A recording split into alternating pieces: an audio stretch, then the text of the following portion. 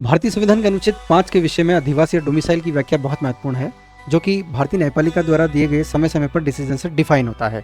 इसमें अधिवास के विषय में पहली महत्वपूर्ण बात यह है कि अधिवास या डोमिसाइल में भारत राज्य क्षेत्र में कोई कंपनी, संगठन या कॉरपोरेशन नहीं आता, इसमें केवल प्राकृतिक व्यक्ति ही आता है। दूसरी, अधिवास के लिए दो एलिमेंट महत्वपूर्ण हैं। पहला, व्यक्ति वास्तव में किसी स्थान पर रह रहा हो, और दूसरा, वहाँ पर स्थायी रूप से अनिश्चित काल तक के लिए रहने का इरादा रखता हो।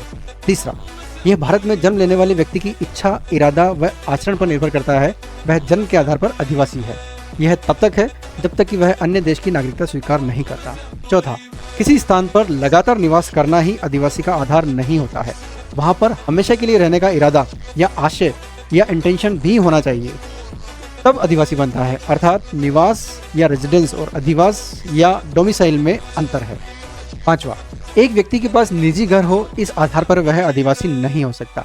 छठा, एक व्यक्ति हमेशा के लिए देश छोड़कर जा रहा है और इस विचार के साथ कि वह वापस कभी नहीं लौटेगा, तो भी वह अधिवासी रहेगा जब तक कि वह इसे त्याग कर दूसरे देश का नागरिक नहीं बन जाता। सातवां, थोड़े समय के लिए किसी देश में रहना अधिवास को प्रभावित नहीं करता है। आठवां, भारत में राज्यों का कोई अधिवास मान्य नहीं है, केवल भारत का अधिवासी कहलाएगा, न कि राज्यों का।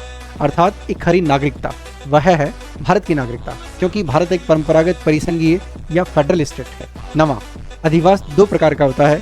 मूल अधिवास जो व्यक्ति जन्म से निर्धारित है और यह विधि द्वारा प्रदत्त होता है, यह तब तक रहता है जब तक कि वह परित्याग नहीं करता है। और दूसरा, अर्जित अधिवास।